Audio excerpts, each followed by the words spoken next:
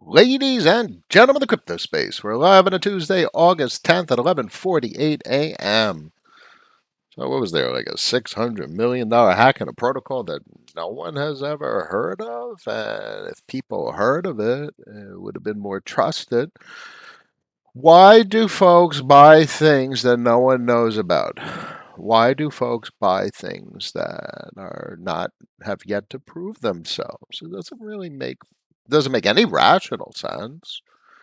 It's the only logical conclusion is gambling, degeneracy, and people think that they don't not educated to understand processes of evaluation and due diligence. I have empathy for uh, that way of engaging with the markets. And clearly financial desperation taking hold of a population that is not getting ahead, is not escalating their financial status. And the phrase that surmises the status of the majority of participants in the retail securities markets is financial desperation and gambling and degeneracy. I personally don't believe, fine, libertarian, call me libertarian. I don't believe in enforcement. I believe in self reliance and education and due diligence.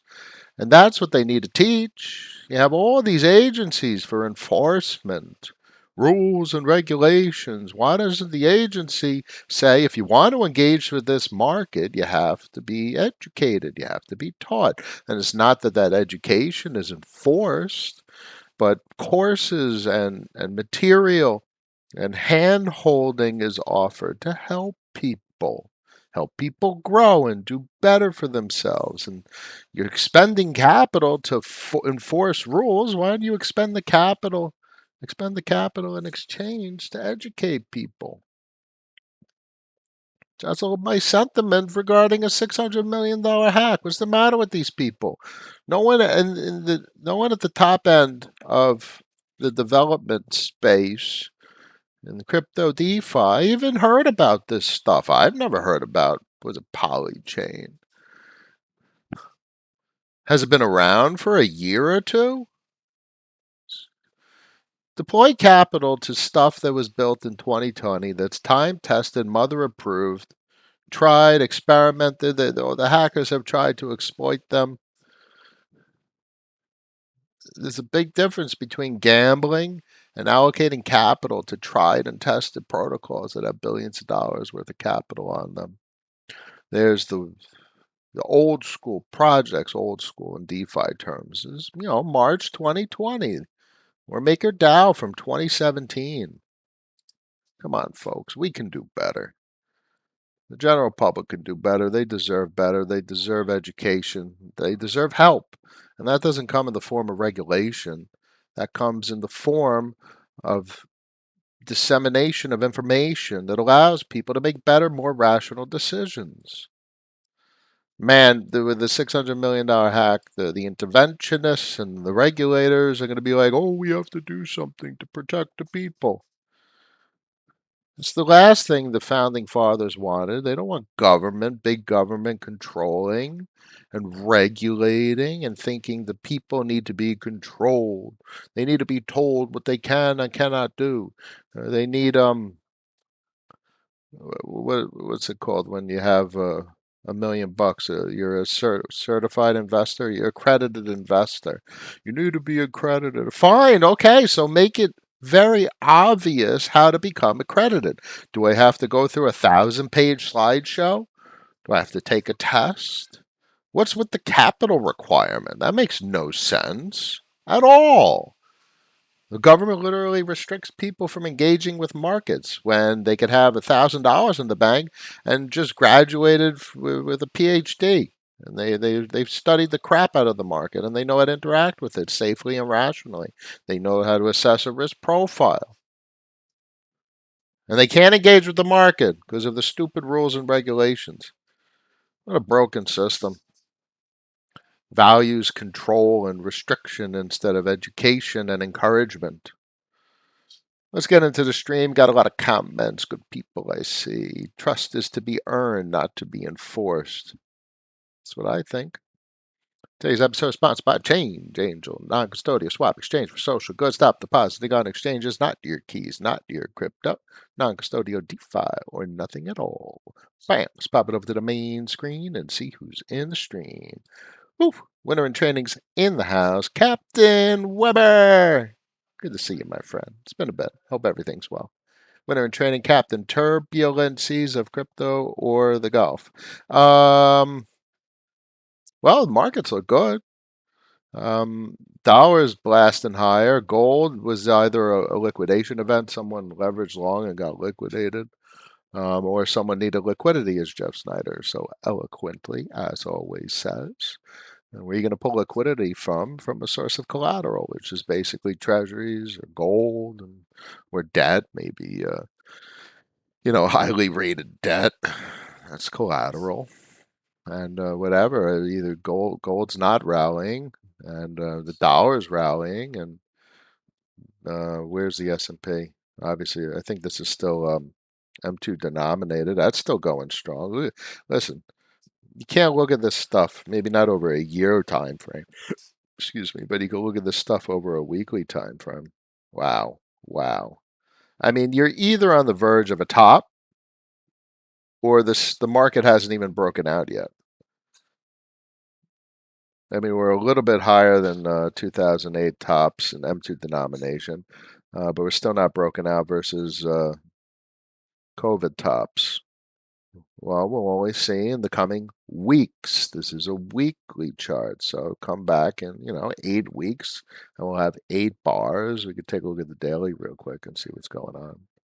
I don't like really going below the daily anymore. We're still not broken out, but look at them green guppies. I mean, you see this M2 denomination. We're not above 1961 highs. The system is distorted. They've changed the denominator. They've increased the amount of capital in circulation. So people see the number go up in the markets, but it's not really up because the number on the markets is still a percentage of the total quantity of value in circulation. It's the same percentage. Literally, the total value of the S&P is the same total percentage of total capital in circulation as it was in 2020, a little bit higher than 2008 and 1961. The only breakout was 1998 to 2001 with the tech bubble. Was it a bubble? I guess it was a bubble. It's not appreciated. It depreciated way above this mean trend line, which is where we are right now. So either we're gonna, I don't know. But that's what the deflationists like to talk about. That's what Steve Van Meter and a lot of folks like to talk about is whether this is a top or just the start of a completely uh, uh, um, oh my god, a completely distorted uh, system at this point. I mean, can you imagine it going 100%, 200% here? I mean, if you where's the MACD? You guys see this? Do I have it? Let's get an indicator up. You guys see this? This thing drives you nutty. MACD. Load, load, load, load MACD. Oh, yeah, yeah, I put two of them up. That's great. Let's go out to the weekly. So slow. Papa Bear needs a new computer. Was it the yearly? No, it wasn't. Maybe I was looking at it on where was the MACD? 2008. No, this isn't what I'm looking at. This isn't what. Excuse me, honey. Daddy's on a stream. I'll talk to you in a little bit, okay, my love? Okay. All right, I don't have the MACD that I want to show you guys, but it's okay. Time for another stream. We'll do an M2 denomination against the Nasdaq. Okay. Excuse me, guys. Sorry, guys. Yes, honey. Everything's okay. Could you please go with your sister, honey? Okay. Bear me 1 second, guys. I'm sorry.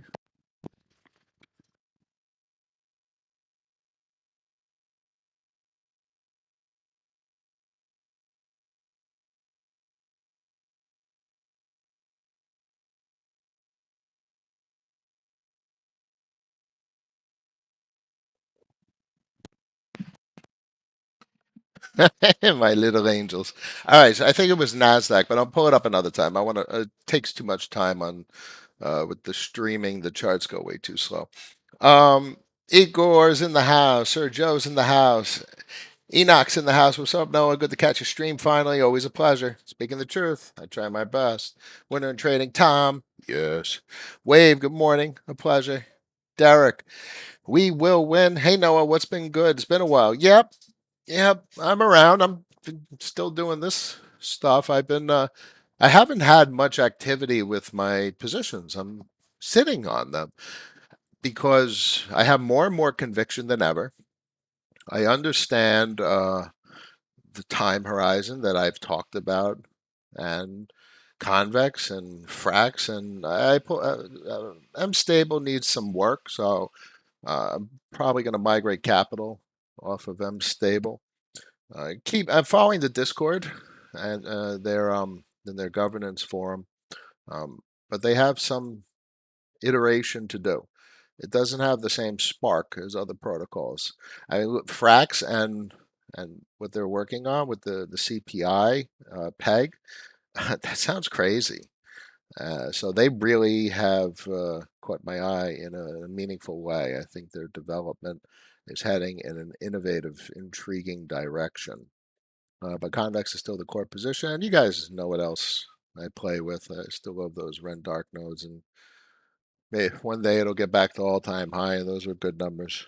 But I've been playing around with NFTs. Folks know about the NFTs, so I built a nice NFT position. Let me see. Let me pull up my account. I'll show you guys what I bought lately. Alex, it's a pleasure. Kel's in the house. Oh man, you probably have some nice scenery right about now. Um, do you think there will be a crypto FUD reaction in the Senate crypto amendment? Unknown. What we know in many regards is the crypto space is immutable, decentralized. I mean, Curve literally has no targetable actors. The contracts don't have admin keys. It's all DAO controlled. And there's IPFS hosted portals to interact with the contracts. There's no technological way to regulate these systems. It doesn't work like that. It's just a paradigm that is not they don't understand that. They've always historically had totalitarian control. Not a totalitarian government, but if the government snapped their fingers, they could force compliance at the business level. But that's not the way these systems work. What these systems are is infrastructure. If a company wants to build a protocol on top of Curve, great, fine and dandy. Be compliant, follow the rules and regulations. But if you want to interact with the Curve protocol directly, it's infrastructure. It's like using the internet or using a public road. It's utility. So this is completely different paradigm than anything these interventionists and regulators are accustomed to. It's completely outside of their control. So obviously some fun NFTs. It's about a pretty penny, but they're uh, done quite well. And I have a very long-term time horizon. This thing is going to do quite well. I mean, these things have these alien fast food punks have sold for like 60 something Ethereum on they recently. And not that I want to sell it. I don't want to sell it. You know, that's awesome. I know that this has sold for that. I don't need the capital, meaning it would be nice to have the capital, but I don't want to. What do I want to buy? 60 Ethereum is 180,000. Am I going to buy a freaking house? I don't need a house. So this is where you park capital, and clearly didn't buy it for 60 Ethereum. I don't want to sell it. These assets are awesome. This guy wrote these wicked apes. They're completely off the radar. Nobody, they're cheap and nobody's really buying them, but they're beautiful, very clever. Someone put time and effort into designing these things, and I wanted to have that piece of art. And the developer hit me up on Twitter, said I'm getting some animated versions of them. That's wonderful. Isn't that cool? People have interest and passion, and they're making art. It's the same thing as the art scene, the the old people art scene. You draw on a piece of paper. This you draw it digitally. This is cool stuff. I bought a bunch of rare ones, so you could go on. Was it Rarity Tools? Rarity.tools, and you can see which ones have rare properties. So this is like second rarest Monster Rehab. I mean, these things are the coolest. Someone came up with real CryptoPunks. They're completely illiquid. No one's buying or selling them. There's basically no market, but it's Vitalik in zombie form. That's so cool. I spent a fair amount on those as well. But look at Vitalik with a beanie and a beard. That's so cool. Um, this is the rarest Misfit University.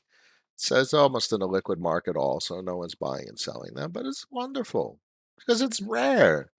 And someone put time and effort into building them. That's the thing about NFTs. You got to understand or have a passion for owning something that someone created, an artist that that you appreciate. And it's not necessarily for selling. If someone wants to buy it, or there's an opportunity to sell it for a significantly higher price, that's great. That's the same exact thing what the traditional art world is all about. You buy something because you want it, not because you want to sell it. Anyone buying this stuff because they want to sell it for some sort of irrational price, that's awkward. I mean, these are cool. These came out yesterday. And literally, this they minted at like 0.03, and I bought them for an Ethereum. So someone made money yesterday. But if you didn't buy them, you don't have them. And if I didn't buy them, someone else would have bought them.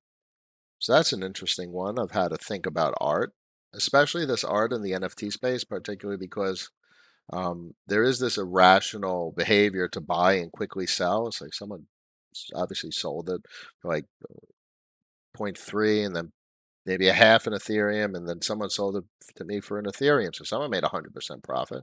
Someone made $1,500 yesterday, and I don't understand that behavior. I don't. These are gorgeous.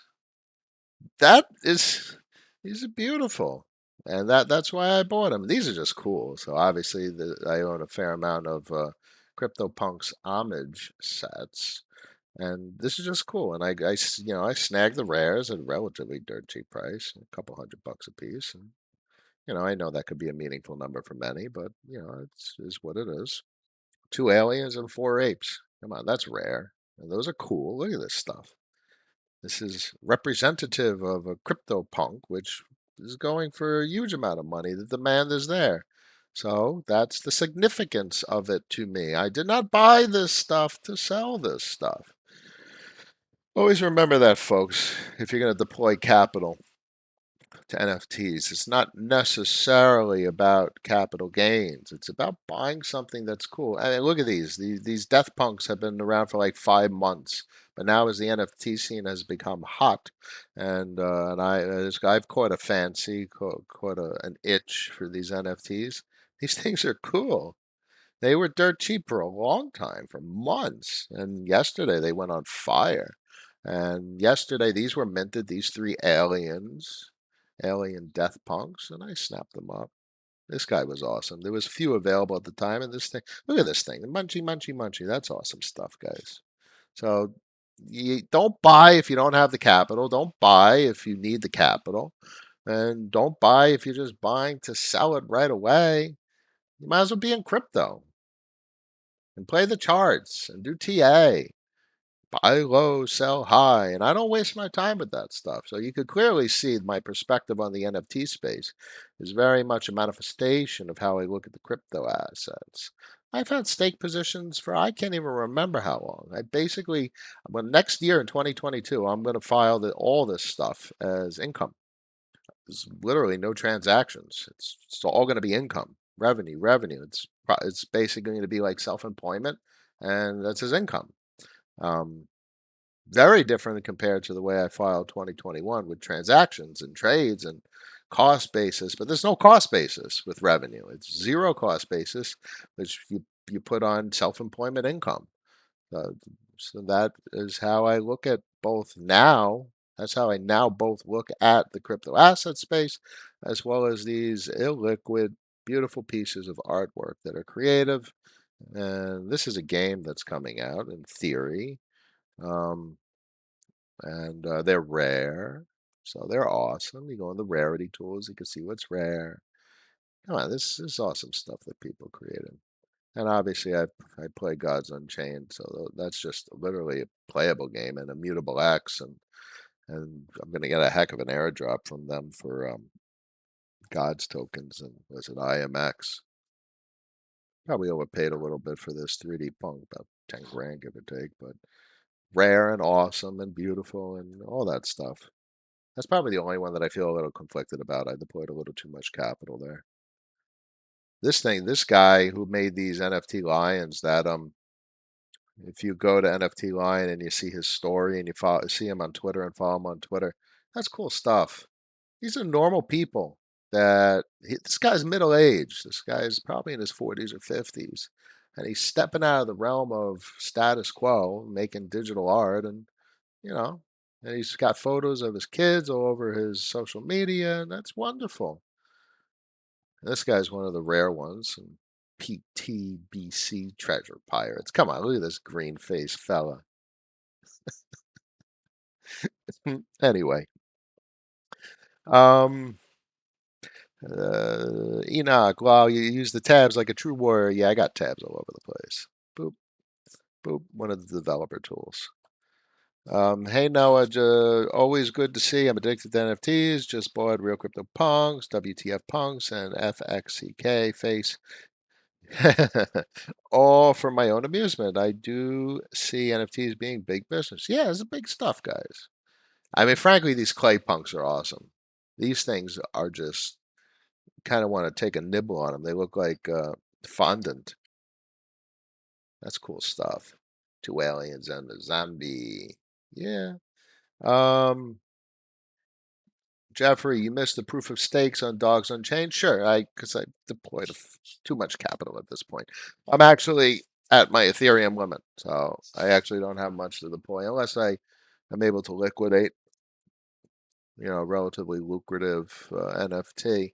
I'm at my Ethereum. I'm at my spend limit. I'm at my budget right now. It's all good. It's okay. As I always say about the crypto space, it's not about making as much money as possible. So it's okay to miss an NFT set. And Dogs Unchained, that's cool stuff. And, the boom boom room. But it's not for me. And that's the way it is, and that's okay. And that's a very important lesson to learn. It's okay to miss an opportunity. You can't own everything you want to own. You'll go broke. The captain, winter in trading. I'm a fishing captain, and I have been riding the turbulent seas of crypto for 5 years, and sure as heck been turbulent, my friend. Woo! But we've seen a lot, and man, last year was crazy, and good stuff. And you guys have learned a lot, and I'm happy. Happy I've been able to share this experience with everyone and, figure out how to take less risk and figure out how to deploy capital in a rational way and have reasonable time horizons such that we don't lose capital because with too short a time horizon, you just paper hands, so to speak, you lose capital and you lose sleep and your anxiety's through the roof. So part of my channel really is a re-education process. You have to look at this stuff differently. And that's why we look at the dollar. That's why we look at M2. That's why we look at M2 velocity. And, M2 velocity says deflation all over the place. But we know interventionism, hashtag, what are they going to do? Are they going to let the system deflate and the pension funds collapse and we'll have a humanitarian crisis in the retirement population? Can't let the system deflate like in 1919. No one talks about the 1919 recession. All they do is talk about the Great Depression. So they let the system deflate and it healed quicker. It healed quicker than compared to intervention after a Great Depression. But that's clearly not where we are. They did the intervention in 2000, 2008. They tried to taper in 18. That didn't work. So I'm pretty sure their cards are on the table where they are. If they couldn't taper in 18, when the market was pretty juiced. They're not going to be able to taper now, especially after 2020 and a 25% capital displacement, debasement. So the control is interventionist. They have complete control at this point of the financial system. Better said, I think they have control, but what they have done is place their hands on all the levers and attempt to enact the control that they see is in the best interest of the market as they see it. Enoch, got a lot of respect for your NFT appreciation. Yeah, it's a fair amount of capital. I was lucky with these. You can buy stuff, but these not expecting gains. But so I bought these cheap, relatively speaking.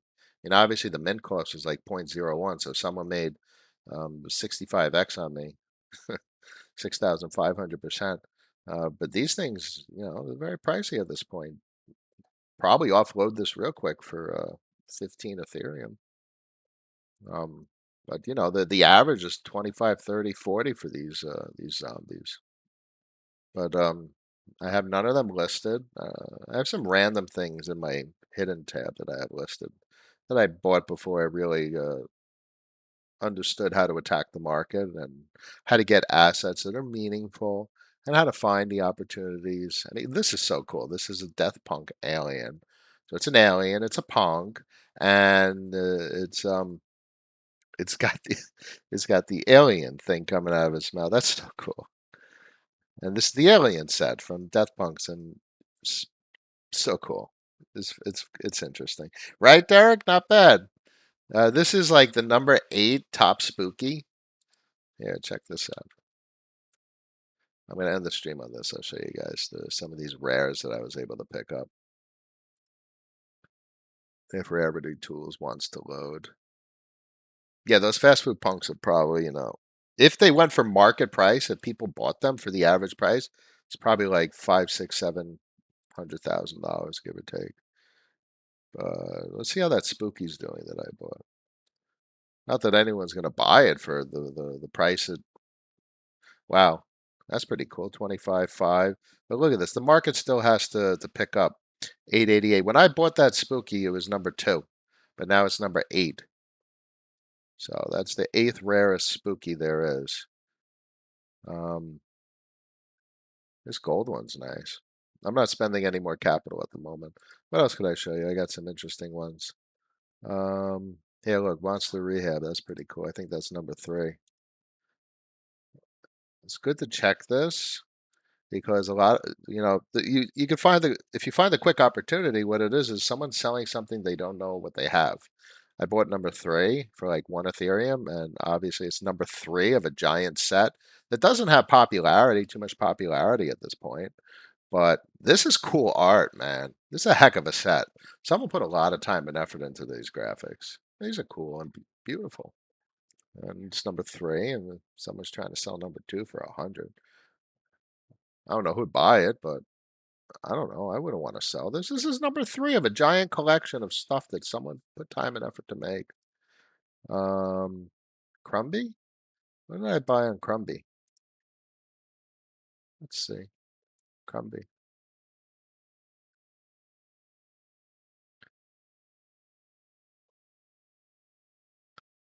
It's not showing the owners. What number is it?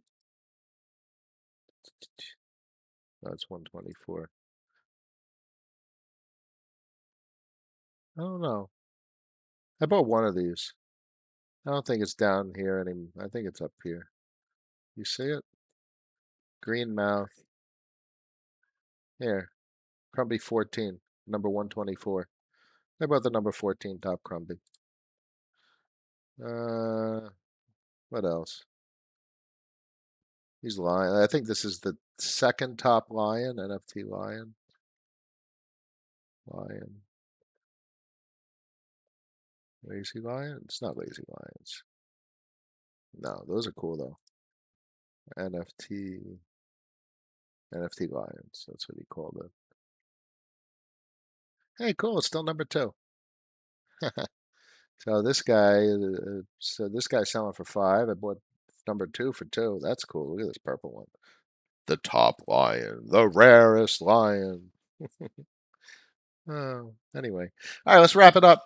Winter and trading, Captain Weber, where do you do your charters from? Yeah, it's beautiful down here. Gotta love South Florida. Living amongst them, I am new to DeFi, investing for yield, and the dots are connecting. Thank you for sharing your information. You're very welcome. Jump on the stream any day. I'm happy to help. I'm happy to talk.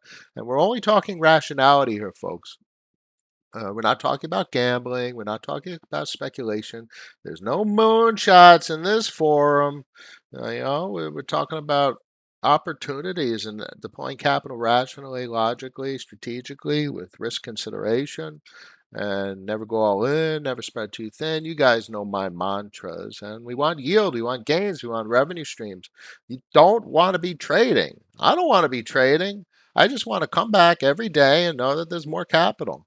And you'll watch your principal have a significant amount of volatility, but the yield is the yield. It's mutually exclusive from your principal. And everyone talks about how the volatility is a feature, not a bug of Bitcoin. So the same applies to these very strong fundamental DeFi protocols that have been around and proven themselves. They've earned trust since 2020 as systemic infrastructure, and they produce revenue, whereas there is no revenue in the legacy financial system. So, as always, thank you everyone for joining. Tell everyone to subscribe, after party in Discord. Have a wonderful day, and I will see you tomorrow. Peace.